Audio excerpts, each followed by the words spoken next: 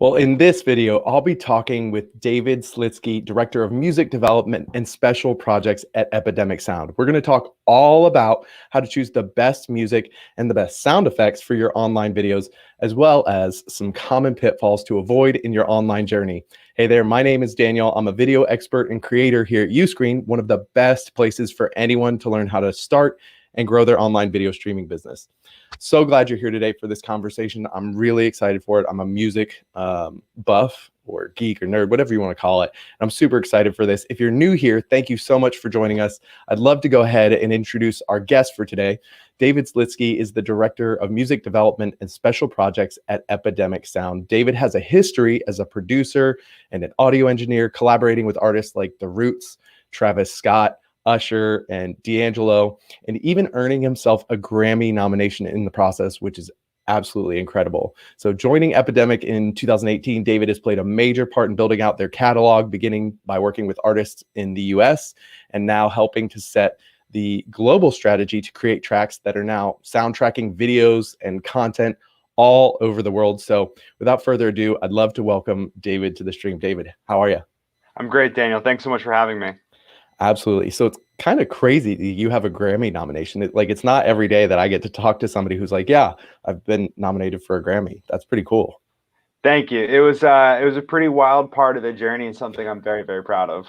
Yeah, that's really, really awesome. Well, I'm really excited to talk with you today because I grew up playing music. I got obsessed with Elton John at a really young age, which is kind of an obscure thing for a young child to be interested in, but like I heard Crocodile Rock and I was like, whoa, this is awesome. So I ended up starting taking piano lessons when I was like 8 or 9 years old and have played since then. I've got a baby grand piano in my house. I played clarinet for almost 10 years, like really love music. Took AP music theory in high school.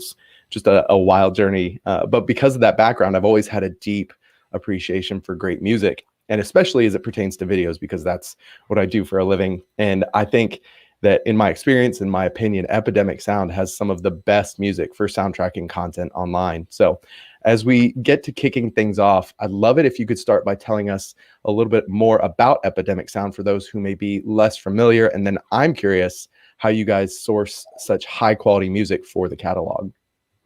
Yeah, great place to start. So Epidemic Sound is a music tech company and a leading restriction-free music provider. And we're very, very proud of the quality of our music. And I would say there are really three key parts to what we do and how we source content and why it's so great.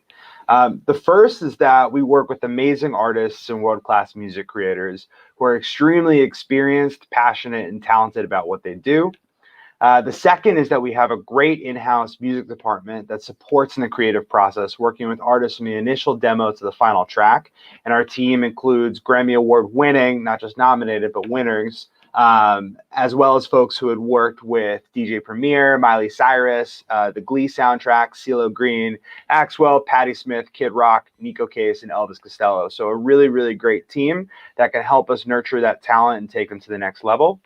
And then the final component, the third component, is that we really listen to the needs of creators using our music. We know what the internet sounds like through data. We can see what styles and genres are seeing an increased demand. And then we can work with our music creators to make sure that we have more fresh tracks that meet those needs. I love that. I feel like I'm always finding new creators and new musicians on Epidemic that are making ridiculously good music. And I feel like everyone loves finding new good music. I don't think there's anyone who would be like, oh yeah, I don't want to hear that new awesome song you found. But I'm actually a big fan of Hallman on the platform, that artist. I use a lot of their music. It's just, it's catchy, it's upbeat. Not depressing, because I try to avoid the sad music. But you mentioned listening to content creators' needs. I think that's actually an incredible approach for a music platform to take. So in some of those conversations that you guys have with creators, when it comes to picking the right music for the right video, where do you advise that people start? Yeah, that's a great question. And I think you're absolutely right. Music discovery is such a fun part of the process. And so before someone starts searching, I like to recommend that folks think about their target audience. Who's watching your video, your content, and what are you trying to make them feel? What effect do you need the music to have on them? Is it just to make them feel energized or relaxed, just as an example? I find that to be a really great place to start. Yeah, I love that you incorporate thinking about the target audience, because that's something that we kind of harp on with our customers when they're asking us, what content do we make, or what do we do on social, or whatever it is. Like, you've got to think about who you're trying to reach and what will resonate the most with them. So same kind of thing here. How will the music impact them? And I think when it comes to finding the right music for that audience and mood, how can people quickly search for that music on the Epidemic Sound platform? I know I can spend hours going down the rabbit hole, just clicking play, play, play, and listening to track after track after track. But most people, right, are going to want to find what they need quickly and then move on. So what tips do you have for quickly finding the right track? Yeah, exactly. I think for a lot of music aficionados like myself, like I could spend hours digging and finding new things, but there are times you're making content under a time pressure. You need to find the right track for the right moment quickly. So what I like to say and think about is, once you've figured out what effect you want the music to have on your audience, you are in a really good position to start. And if you're new to Epidemic Sound, a great option is to start browsing by moods in our player, because this will be very closely aligned to the effect that you want the music to have on your listeners and your audience. So as an example, if you're creating a yoga video, you might want to check out moods like relaxing or laid back or euphoric, how you want folks to feel while experiencing that content. Whereas if you're creating something super intense for a workout, try checking out running or busy and frantic. And when you find the tracks that you like, make sure to create a playlist for yourself and save these possible options there for each project. You can really quickly build up a bank of tracks that you know will resonate with your audience. And once you do that, you can keep coming back time and time again for inspiration. And the playlists are great too to share with either your audience or other people that you're working with if you're collaborating on content, to really make sure that you have the same mood and vibe for everything you're working on. That's great. I typically, I know it's going to sound cheesy, but like when I'm looking for music for this channel, Uscreen Health and Fitness, I always end up looking or picking songs that have happy listed as the Yeah. mood. And it's like, I don't know why I'm always like, man, that makes me feel a little bit cheesy. But the music is almost always on point when I pick happy or euphoric or something kind of in that realm. So that's made a big difference for me.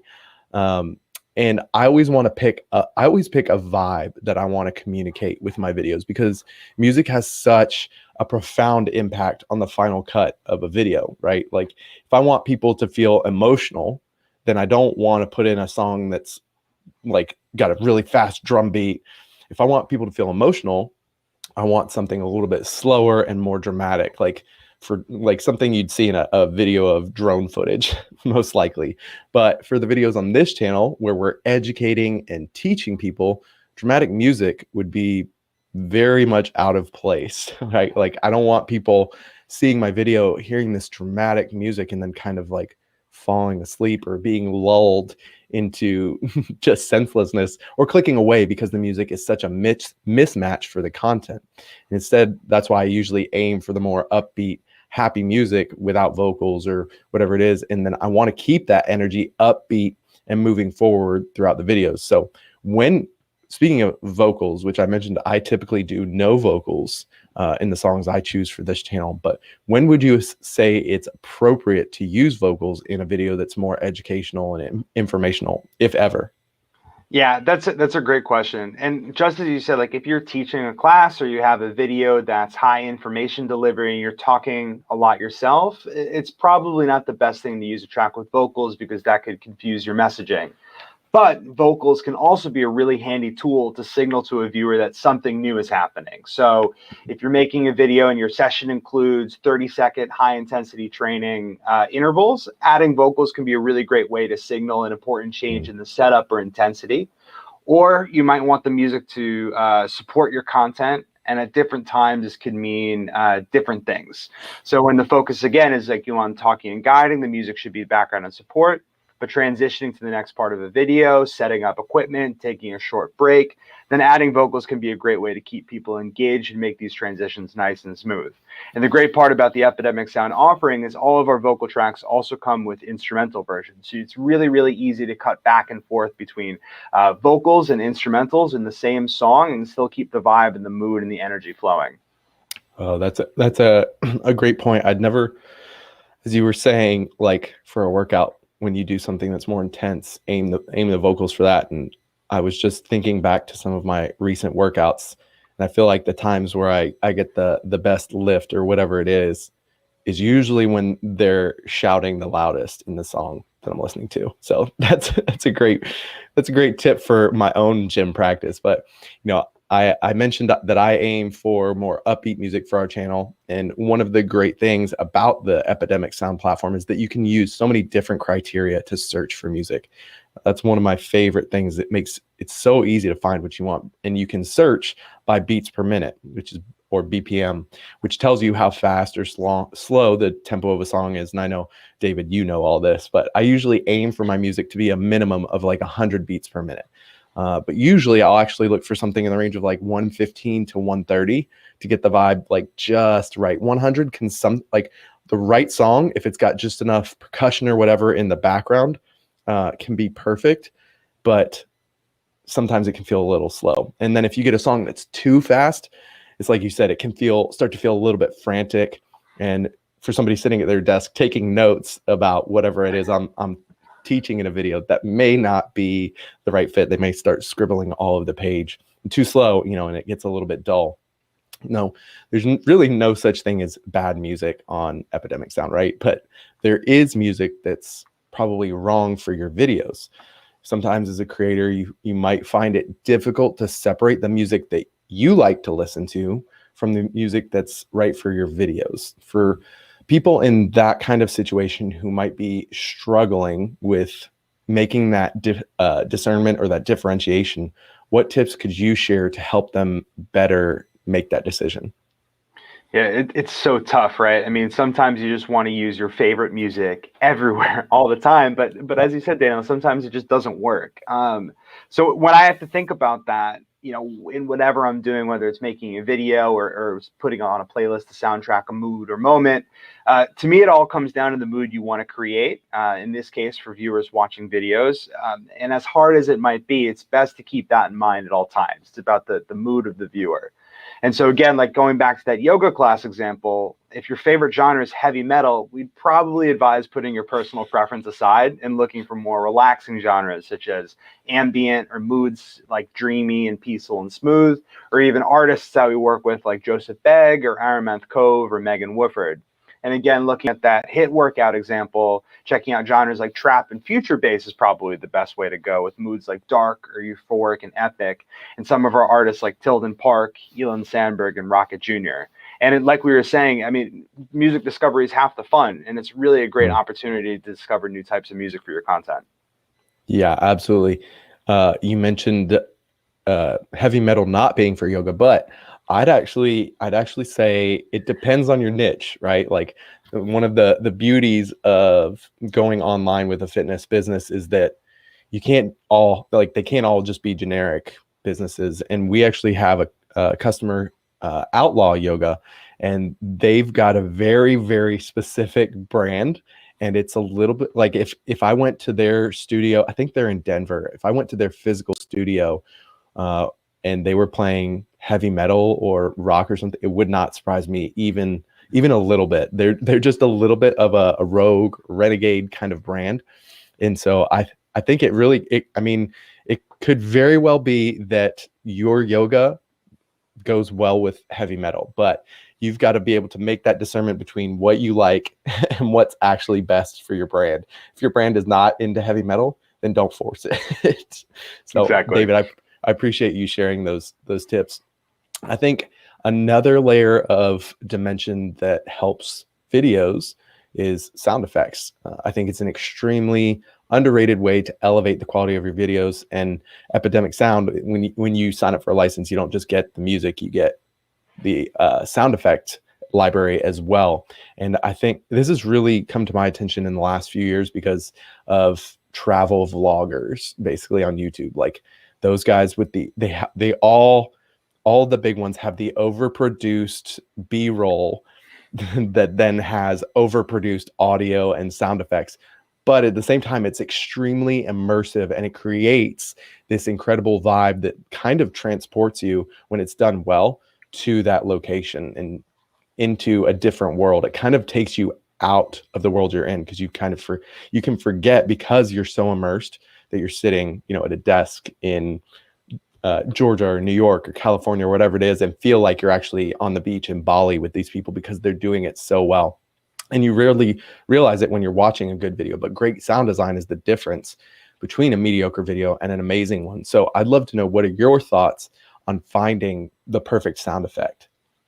I totally agree, Daniel, that sound effects are like the unsung heroes of video creation, and they really can add so much. And when it comes for searching for them, their names can be a bit subjective. What could be a whoosh to someone might be a swoosh to someone else, as an example. So it can be a little tricky to find. The good news, though, for that trickiness is we've just actually upgraded and updated all of our sound effects offering to include 90,000 effects that are in over 280 categories, and they all include very detailed keyword tags. So no matter if you think it's a whoosh or a swoosh, you're going to find the sound that you need.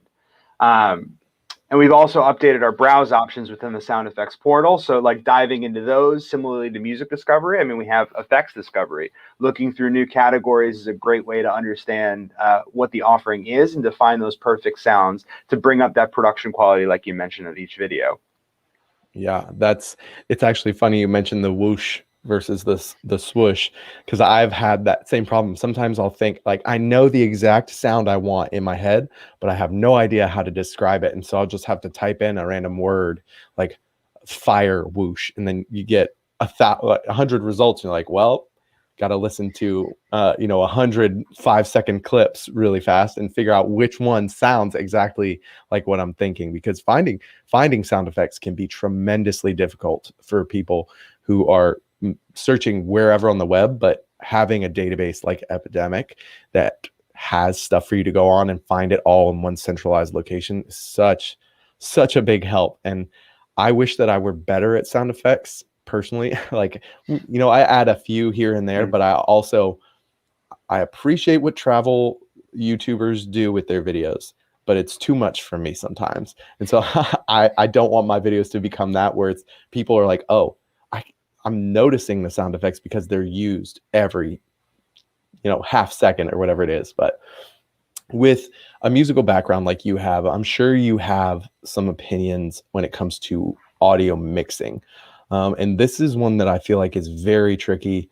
I've been making videos since I was a teenager, and I still get feedback sometimes that the balance between the person talking and the music in the background and the sound effects is not good from whoever it is. My parents have even called me out in the video and be like, the music was too loud. I couldn't hear what the person was saying. I'm like, well, thank you. That's great. I screwed it up again. But are there any tips that you can share that might be helpful for someone who has minimal or no experience in that area? Somebody who's maybe still using iMovie to edit their stuff and is learning how to balance those kind of different audio tracks, because I've been doing, like I said, I've been doing this for years and I still struggle with it. So I'd be interested to hear your thoughts. Yeah, again, a great question. And I think especially for creators at any level who focus on visuals, having that audio aspect, not mastered, but spending a bit more time on that side of the craft is going to really elevate things. But that said, I do have 3 really quick tips that I think can help just about anyone. The first is, don't be afraid of presets. I mean, I've been making music for a very long time, and I use presets every day. And if they sound good, they are good. And especially in programs like iMovie or Premiere or Final Cut, on the audio side, they do have a lot of really great built-in presets when it comes to EQ, how frequencies are balanced, and compression, how sound dynamic changes, so going from loud to soft and back are balanced. And I'd really encourage everyone to just explore those presets and use what works well for them to their ears. The second is trust your ears, not your eyes.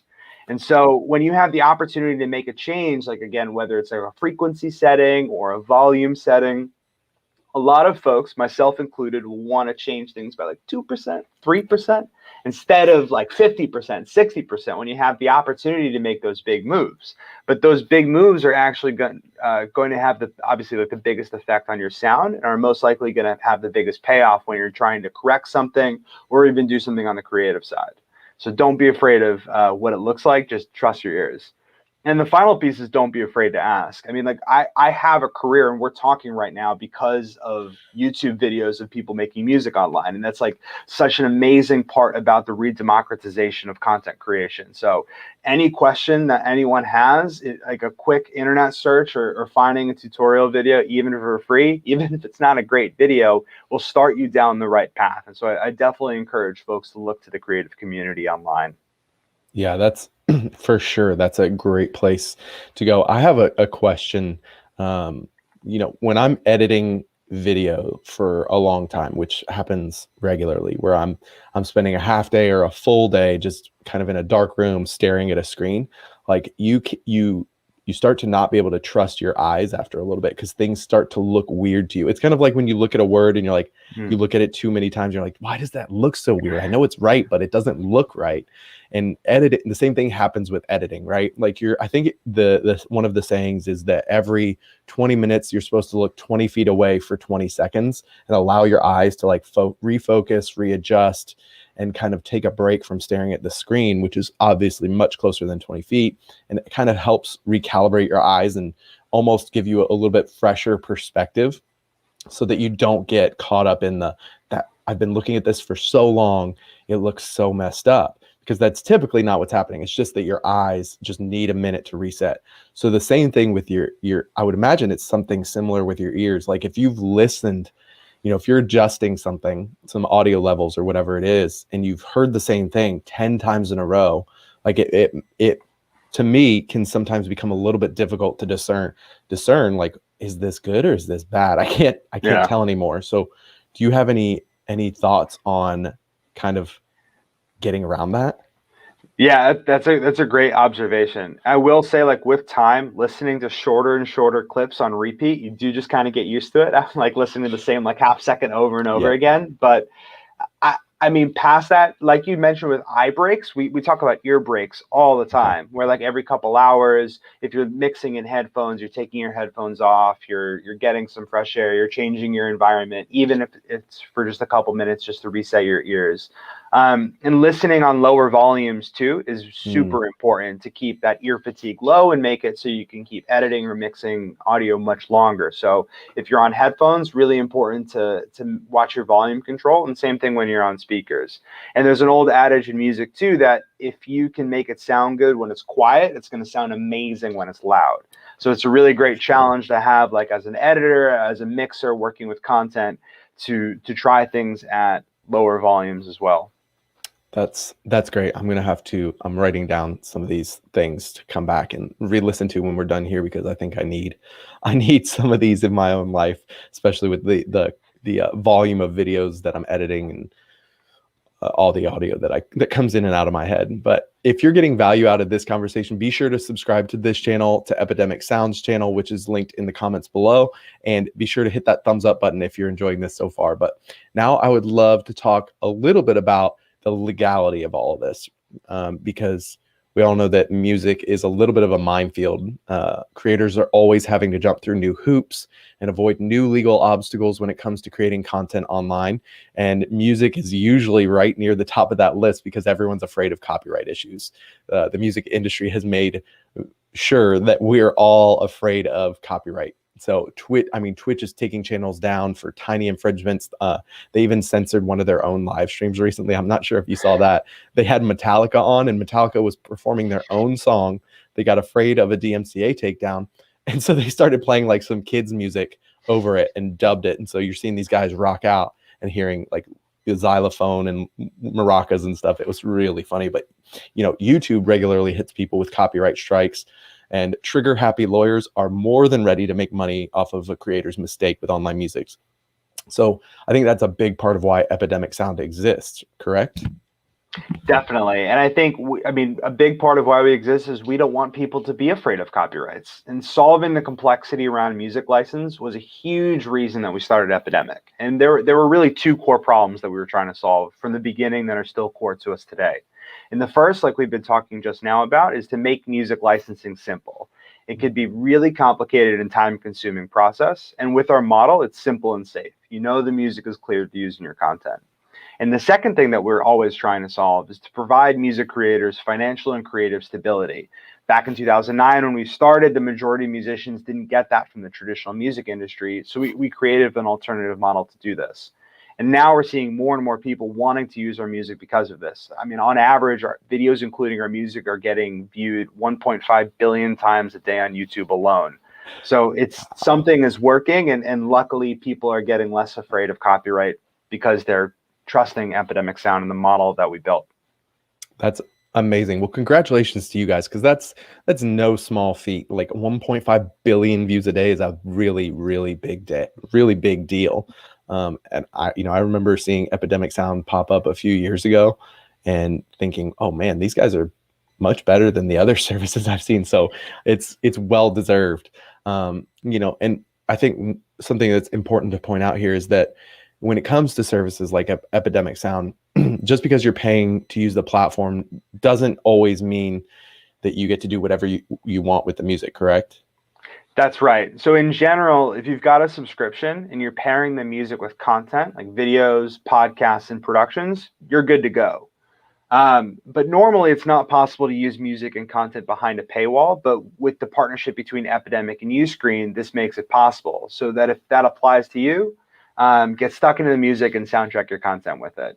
And our customer support team really is always there to help you, guide you through this. And if you have any other questions around using our tracks, they're fantastic people, they're very knowledgeable, and can help you through any situation.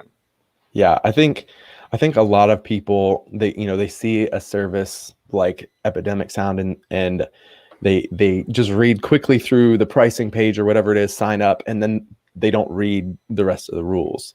And I think it is so important because you guys are doing such a massive service to the creator community and to people that want to use the music on your platform. It seems like it's a very simple exchange for us to just read through the rules and know, where is it acceptable to use this music? Where is it not acceptable? Why is that? And then just go from there. I think it's so important to know the rules of the platforms you're using. It's the same reason people get kicked off of YouTube and Twitch, because they don't read the rules. But if they knew the rules, it wouldn't be an issue. So, and it's not because any of these platforms are out to get you. It's the exact opposite. They're working hard to serve creators like you every day, and you need to know and understand the rules and expectations of any platform you use. And this is just a great example. Our partnership with Epidemic Sound is not typical. As David mentioned, most music licensing platforms don't allow their music to be used behind a paywall, like what Uscreen is for our customers who are selling their videos online. But our partnership solves that problem, and it's incredibly valuable because you can sign up for a commercial plan with Epidemic Sound, and then you're in the clear to use their music in your content on Uscreen. So there's actually a link down below to our partnership page. You're welcome to check that out. And David, I'd love to know, do you guys ever run into other copyright issues that your customers have had that might drive them to use Epidemic Sound? So when the company was started again back in 2009, two of our co-founders were actually working in TV production, and adding music was always super time consuming and complicated. As one example, it could get really complicated if you wanted to share that content to other platforms or countries or mediums. So like our two founders were two people who were experiencing this problem day in and day out. And so our customers join Epidemic because they need this simple way to soundtrack their content with great music. And they need to know that it can be shared on different platforms so it can travel and reach new viewers all around the world. That's awesome. That makes me curious. So like, can music from Epidemic Sound be used on TV? Yes. That's awesome. I didn't know that. I figured that's probably the case since TV is essentially YouTube with advertising video on demand, pretty similar models, but that's awesome to know. Now like, are there any big commercials that use Epidemic Sound music that we would have seen? There are a few. There are like a few Samsung ones, a few Netflix ones. Our music's been in a bunch of HBO shows, a bunch of like USA Today shows. We're a Swedish founded company, and our CEO loves telling this story also too. I think it was 5 or 6 years ago of him just flipping on the TV one night, hearing Epidemic music and clicking the next channel, and it's Epidemic music, clicking the next channel, it's Epidemic music. So yeah, soundtracking the world one channel at a time. That's amazing. Amazing. All right. Well, we're getting ready to move into the live Q&A. So if you've got questions for David about Epidemic Sound, or you've got questions for me, we'd love to answer those. Start throwing those in the live chat. If you've got them, we'll start with those in a minute. But while we do that, I actually have some more rapid fire questions that I'd love to chat about with you, David. So what are a couple of the more unknown or underrated tools and features of the Epidemic Sound platform? I mentioned playlists before, and I'm going to mention them again. If you're starting from scratch with the project, we'd really recommend making a dedicated playlist for that, and then shortlisting tracks by adding them to it. You might only use one of these tracks in a specific piece of content, but then you have a bank of options the next time you make that video with that similar vibe. And if you do find a track you like, but it's not quite right, try out the Find Similar button. This will provide you with a list of tracks with similar vibes, moods, and BPM. And like you mentioned before, Daniel, beats per minute, or BPM, the speed or tempo of a song, when browsing, you can select BPM ranges as you learn them to help with your search. So if you need to create high energy content, you can try setting the scale above 150 to make your search results even more relevant to you. Okay, so I need to use playlists and the Find Similar button for sure, because apparently I'm not leveraging those the way I should be. So good to know. That's super helpful. What are some of the most creative uses of content that you've seen from Epidemic Sound Music? I mean, it's so many to list. I mean, I'm always in awe every day of the content that's produced by our community of creators, everything from videos by YouTubers and online creators to advertisements for international brands and content from the likes of Netflix and HBO. And one of the things I love about our tracks is that you can choose whether you want that full mix, including the instruments, vocals, drums, etc., or just the individual parts, or like we call them, stems. And I'm always so excited whenever, like I mentioned before, when I hear people evolving the sound of their video by using the different stems or different layers of those tracks to really help develop and build content up and down, maybe starting with drums and then adding a melody. And we've even seen people just making entire videos with one drum stem or even just a bunch of sound effects. So I think that the possibilities are endless, and I would just encourage people to just try new and different things to see what works for them. That's awesome. And I assume that using stems is the same way that you could take a track with vocals and then remove those vocals, right? And just use all the other stems. Exactly. And that's one way of doing it. The other option too is you can just find right next to those vocal tracks is like the instrumental mix of it. So even if you don't want to play with stems and you just want to download one file, you can do that too. That's awesome. What's one thing that you wish you could communicate to every single prospect or customer about Epidemic Sound or about music licensing in general? I would say that we want to help creators thrive through music. We're on a mission to soundtrack the world, and we can only do that by making music licensing simple and dare I say it, fun.